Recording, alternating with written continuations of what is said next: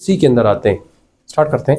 Okay students, in today's class what we are going to get information about, that will be something about the origin of are the types of pronouns. Can anybody tell me what is a pronoun? Pronoun होता क्या है? पहले कोई बता सकता है? That is something very common. हम इसके बारे में ये कहते हैं कि pronoun is a word which is use instead of a noun और to indicate towards a noun. बेटे प्रोनाउन जिसके बारे में मैं और आप पढ़ रहे हैं, पहले तो इसकी थोड़ी ओरिजिन आपको बता देता हूं. जैसे कि मैंने डेफिनेशन का तस्करा किया आपके साथ कि प्रोनाउन एक वर्ड है जो किसी नाउन या name they both are same, किसी नाउन की जगह पर इस्तेमाल किया जाता है. क्यों? We will talk about that. लेकिन उससे पहले कि हम लेक्चर की तरफ जाएं और टाइप्स के अंदर जाएं, we are suppose to get information about the origin of this word, कि भाई ये वर्ड बेसिकली था क्या, इसको लिया कहां से गया, इंग्लिश से पहले इस वर्ड की एग्जिस्टेंस या पोजीशन क्या थी. तो देखिएगा, ओरिजिन ऑफ प्रोनाउन, उर्दू में इसको कहते हैं माखज. अख्ज कहां से किया गया है इसको? The word pronoun has been taken from a Latin word pronomen. इसको किस लफ्ज से लिया गया है? प्रोनोमेन. बेटे ये तो मैंने इसे डिवाइड किया, otherwise it's a one word. ये एक ही लफ्ज है, प्रोनोमेन. अब देखिएगा, pro means in the place of, pro means in the place of, and nomen means name और noun. Simply it means in the place of noun. तो साबित ये हुआ बेटे कि प्रोनाउन एक ऐसा वर्ड है जिसको एक लैटिन जबान के या लातीनी जबान के एक लफ्ज प्रोनोमेन से लिया गया. मैंने प्रोनोमेन एक लफ्ज इसको डिवाइड किया है बीच से. ठीक है बेटे, प्रो का मतलब की जगह पर, नोमेन का मतलब नाउन. सिंपली इसका मतलब है नाउन की जगह पर. यहां तक क्लियर है बेटे? आगे बढ़ते हैं.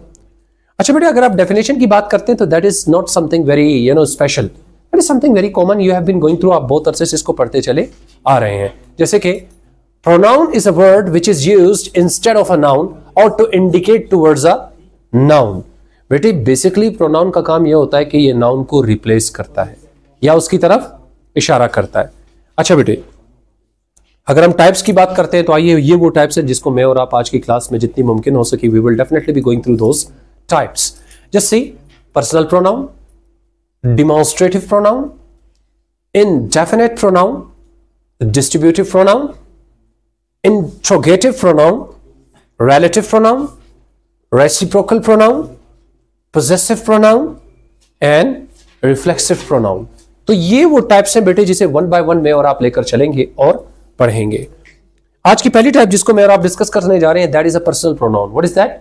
Personal pronoun. आइए देखते हैं वो कौन से वर्ड्स हैं जो पर्सनल प्रोनाउन है. बेसिकली इन प्रोनाउन की वजह से प्रोनाउन का एक पूरा टेबल जनरेट होता है. क्या होता है बेटे? प्रोनाउन का एक पूरा टेबल जनरेट किया जाता है. इससे इनकी मुख्तलिफ जो फंक्शंस हैं, मुख्तलिफ जो पोजीशंस हैं, जो शेप है एक प्रोनाउन की, जैसे आई का ऑब्जेक्टिव केस मी है, फिर माई है, फिर माइन है, फिर माई सेल्फ है. ठीक हो गया?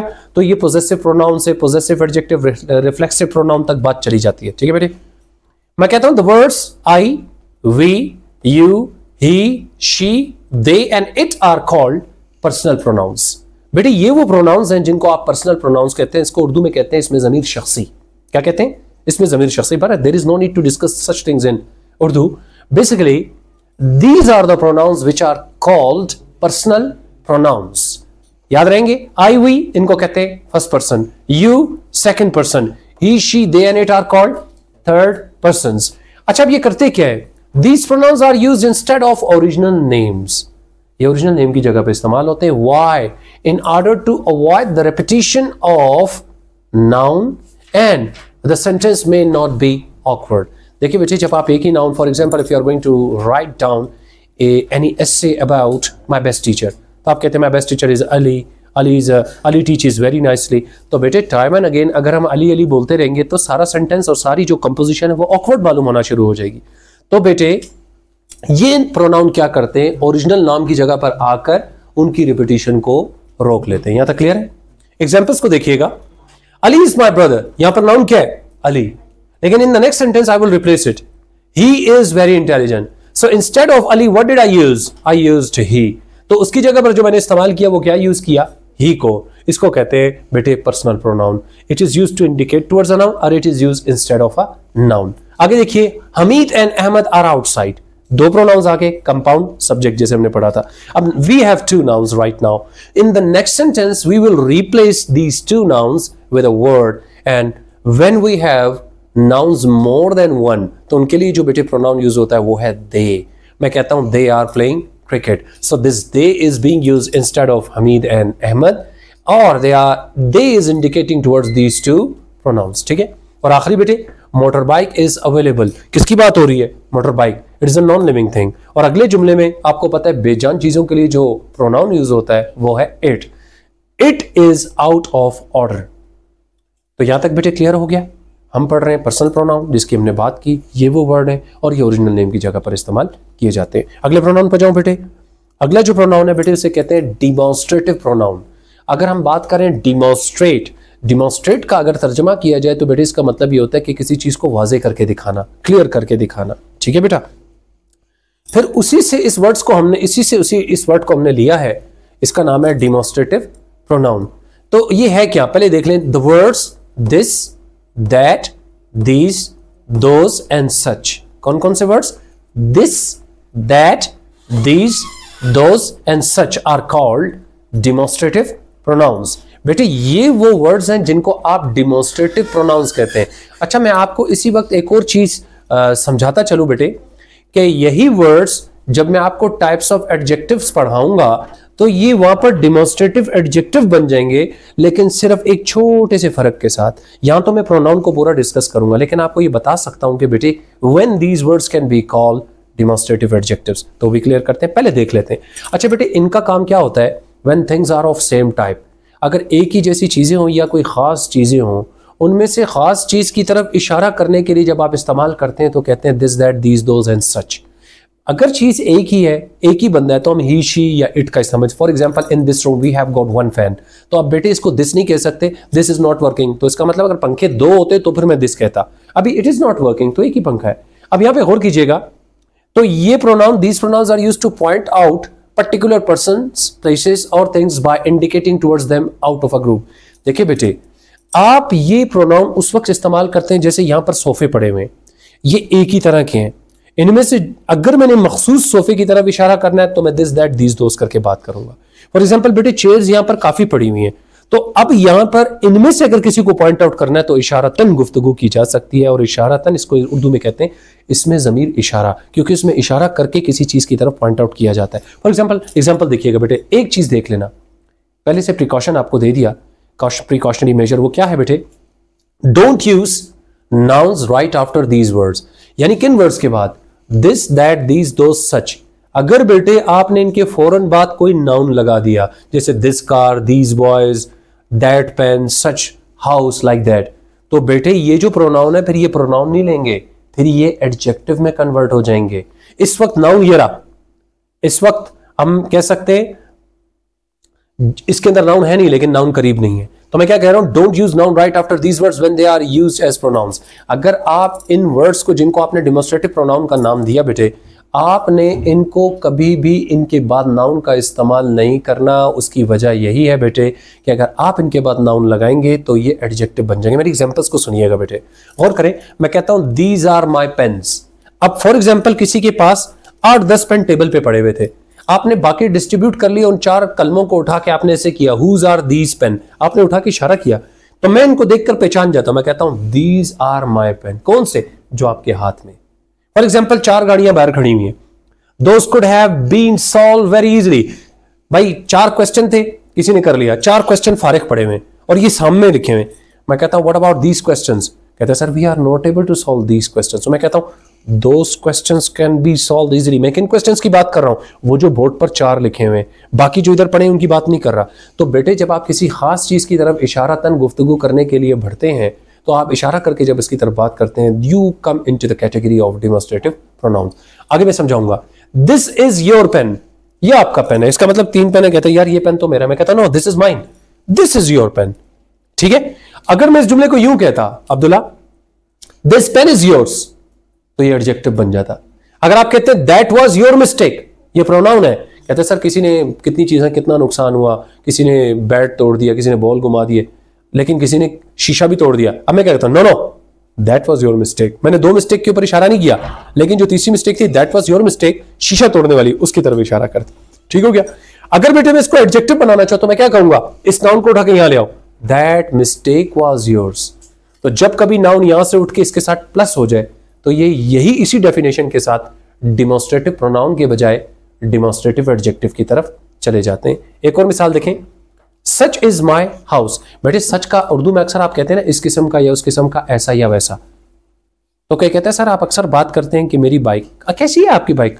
तो एक दिन किसी की बाइक खड़ी थी जो बिल्कुल मेरी बाइक की जैसी। मैं कहता हूं सच इज माई बाइक, ऐसी है मेरी गाड़ी। कहते हैं सर आपकी क्लास कैसी है, हम देखना चाहते हैं। मैं कहता हूं such is my class, such is my class,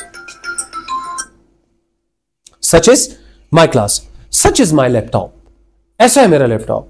अगर मैं कहूं सच लैपटॉप इज माइन, तो ये प्रोनाउन से क्या बन जाएगा, एडजेक्टिव। एक दफा फिर से रिव्यू देता हूं बेटे, we are talking about demonstrative pronoun. Demonstrative pronoun का मतलब होता है ये वो प्रोनाउन है जो किसी खास चीज या शख्स या जगह की तरफ इशारा करते हैं जो चीजें एक ही जैसी हों, यानी ग्रुप के अंदर से किसी एक को पॉइंट आउट करना। फॉर एग्जाम्पल मैं कहता हूं this student is my favourite student, यानी दिस का मतलब आप बहुत सारे स्टूडेंट्स में से एक स्टूडेंट की तरफ पॉइंट आउट कर रहे हैं। कापियों में से फाइल पड़ी हुई है, मैं कहता हूं दैट इज माई फाइल, वो मेरी फाइल है। तो 20 फाइलों में से एक की तरफ इशारा किया, ठीक है। आप कहते हैं sir this is my place, ये मेरी जगह है, उसकी तरफ इशारा नहीं।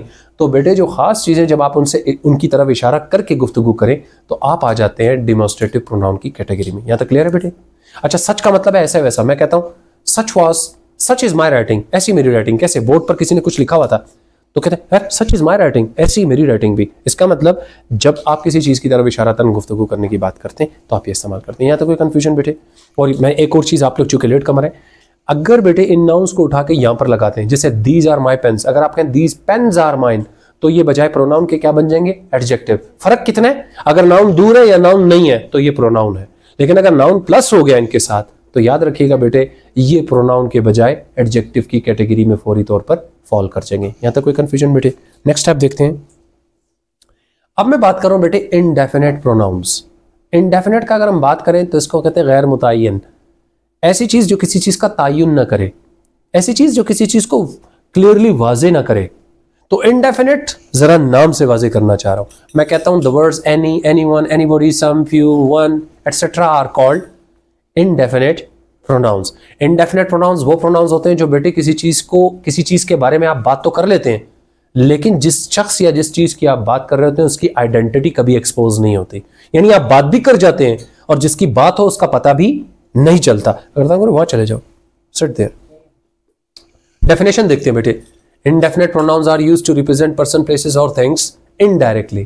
कैसे रिप्रेजेंट करते हैं बेटे, इनडायरेक्टली। कहता है और in such a way that their identity is not identified.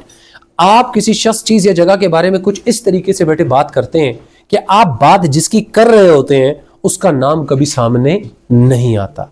जैसे मिसाल से बताऊंगा, यहां पे गौर कीजिएगा। The personal pronouns can also be included in the category of indefinite pronounce because they introduce a person, place और थिंग इनडायरेक्टली। ये एक आज की लेटेस्ट ग्रामर की एक तहकीक है। सर्वे के मुताबिक जो लेटेस्ट स्टडीज हैं उसके हिसाब से एक स्टेटमेंट लिखी जो कि बोलकर तो मैं प्रूफ कर सकता हूं, अगर मैं लिख लूं तो उस पर उंगली उठाई जा सकती है। मैं आपको प्रूफ करता हूं बेटे, गौर कीजिएगा।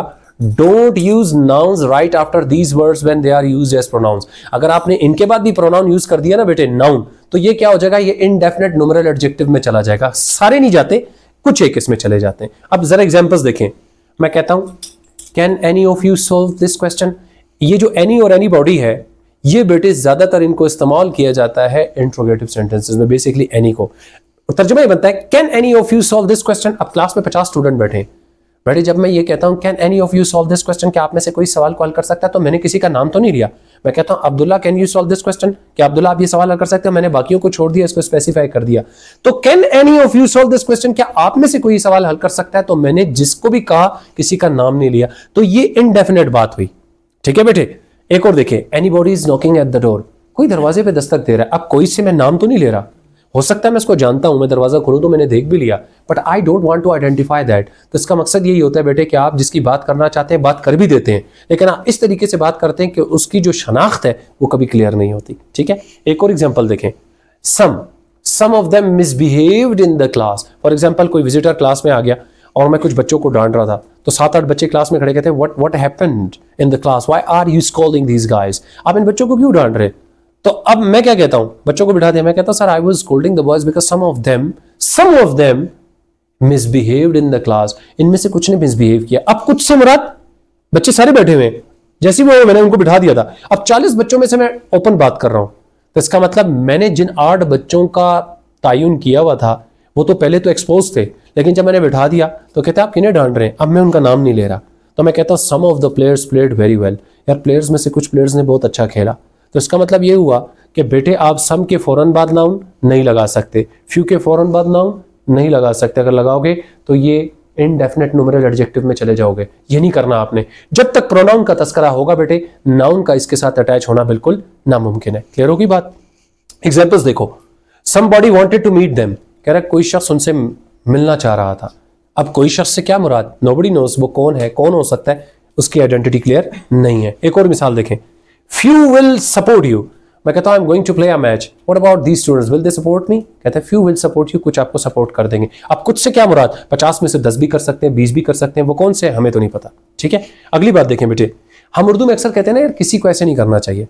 हम ये बात अक्सर उस वक्त करते हैं जब हमें पता होता है किसकी मिस्टेक है या हम किसको समझाना चाह रहे हैं, लेकिन हम समझाते समझाते उसी बंदे को टारगेट नहीं करते।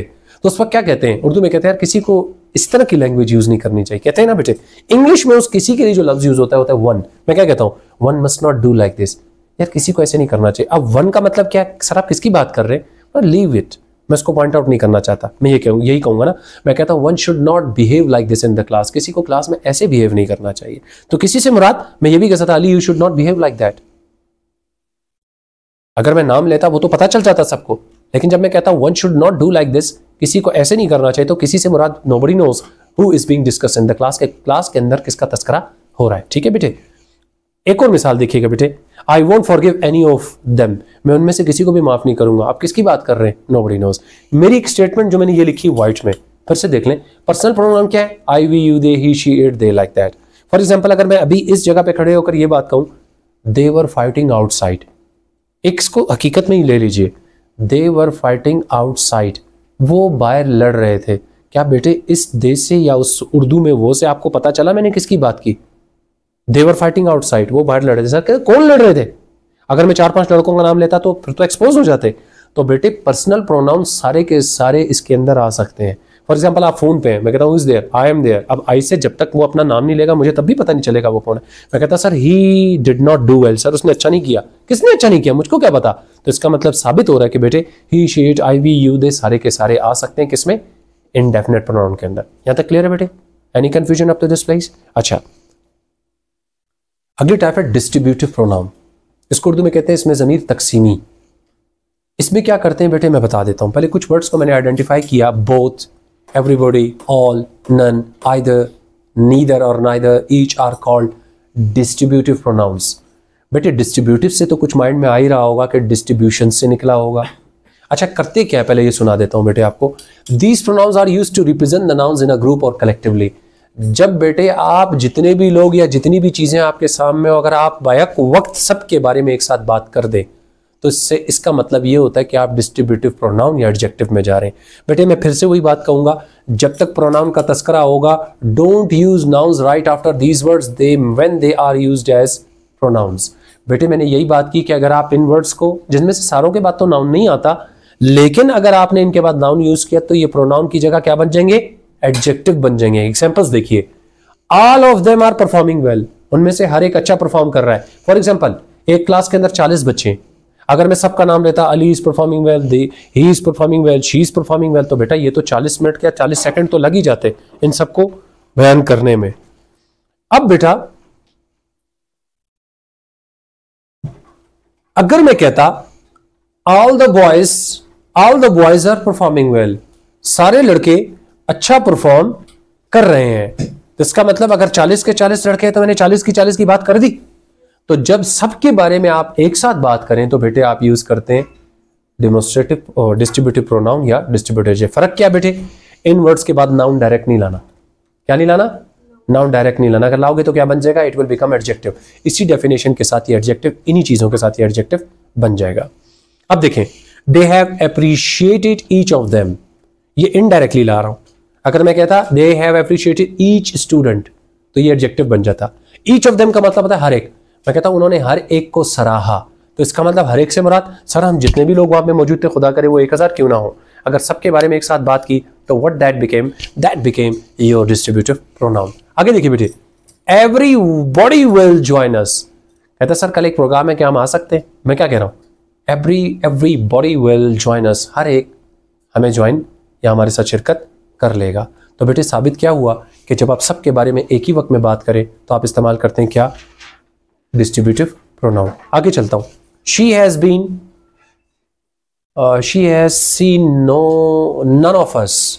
नन ऑफ अस का मतलब क्या है, मैं कहता हूं कल जो क्लास चल रही थी क्या उसने किसी को देखा, अगर ना sir she has seen none of us, उसमें उसने हम में से किसी को भी नहीं देखा। तो बेटे नन ऑफ का मतलब होता है चाहे 100 बंदे हैं 100 के 100 का इनकार कर दिया आपने, ठीक है। और अगली बात देखिए बेटे, बोथ यूज करते हैं 2 बंदों के लिए या 2 चीजों के लिए। कितनों के लिए, 2 बंदों या 2 चीजों के लिए। फॉर एग्जाम्पल मैं कहता हूं both of the books are really interesting, आपने मुझे 2 किताबें दी, अगर मैं कहता this book is also interesting and that book is also interesting, ये किताब भी दिलचस्प है वो किताब भी, मैं दोनों के बारे में एक साथ बात क्यों ना करूं। मैं कहता हूं both of the books are really interesting, दोनों ही किताबें बहुत दिलचस्प है। तो दोनों चीजों के बारे में जब आप एक ही वक्त में बात कर रहे हो तो बेटे से क्या कहते हैं, डिस्ट्रीब्यूटिव प्रोनाउन। लेकिन याद रहे बेटे 2 से ज्यादा लोगों के लिए इस्तेमाल नहीं है, 2 से ज्यादा के लिए ऑल इस्तेमाल कर सकते हैं आप, ठीक है। आगे देखिएगा, आइदर का मतलब होता है दोनों में से कोई एक, इसको ईदर भी पढ़ते हैं, इसको आइदर भी पढ़ते हैं, both the pronunciations are equally correct. When you are going to talk about 1 out of 2, जब 2 में से किसी एक की तरफ आपने बात करनी है तो आप क्या यूज करेंगे, आइदर। अब सुनिए, I can select either of them, 2 बच्चे मेरे सामने खड़े हैं, कहते हैं सर क्रिकेट टीम तैयार है, हमें 2 में से कोई एक बंदा चाहिए, ये दोनों अच्छा खेलते हैं, आप सेलेक्ट करें। मैं क्या कह रहा हूं, I can select either of them, मैं इन दोनों में से किसी एक को सिलेक्ट कर सकता हूं। तो इसका मतलब 1 आउट ऑफ 2, 2 बंदों में से किसी एक को या 2 चीजों में जब किसी एक को सिलेक्ट करने जा रहे हो, उर्दू में जिसका तर्जमा होता है दोनों में से कोई एक। क्लियर हो गया। लेकिन एडजेक्टिव ये उस वक्त बनेगा बेटे अगर मैं कहता हूं I can select either players, अगर आपने नाउन इनके बाद डायरेक्ट लगाया ये एडजेक्टिव बन जाएगा। आखिरी देख लीजिए, नीदर या नाइदर, अगर आइदर का मतलब है दोनों में से कोई एक, नीदर या नाइदर का मतलब है दोनों में से कोई नहीं, वो भी 2 के लिए पॉजिटिव वे में, और नाइदर या नीदर भी 2 के लिए नेगेटिव वे में। बेटे अब मैं क्या कहता हूं, neither of the boys can be able for the task, लड़कों में से कोई भी इस काम के लिए काबिल नहीं है। तो कितने लड़के, 2। तो जब 2 के लिए आप नेगेटिव या नेगेशन का इस्तेमाल करें, that movement we use neither और नाइदर। लेकिन बेटे जब आप पॉजिटिव वे में बात करते हैं तो उस वक्त आप ईदर या आइदर का इस्तेमाल करते हैं। Any confusion up to this place you can have questions, आप क्वेश्चन पूछ सकते हैं। Any difficulty, any issue up to today, that's enough. इंशाल्लाह almost 4 to 5 types we have done, और रिमेनिंग को हम कल पढ़ेंगे। बेटे ये बहुत जरूरी है, ये इसलिए कि अनलेस और until you have command over these, आपका ऑब्जेक्टिव टाइप जो पेपर का पोर्शन है उसमें से बेतहाशा चीज़ें इसमें से ली जाती हैं। और मेरा एम यही था कि आपको लिखने से बचाने का, क्योंकि I will share these things with you people as soon as possible. आपको मौका मिले कि आप तवज्जो दें, और अगर अब भी आप नहीं सीखते और आप अब भी तवज्जो नहीं देते, then definitely it will become quite difficult for you people to attempt your board question. Thank you very much, will see you, अल्लाह हाफिज़।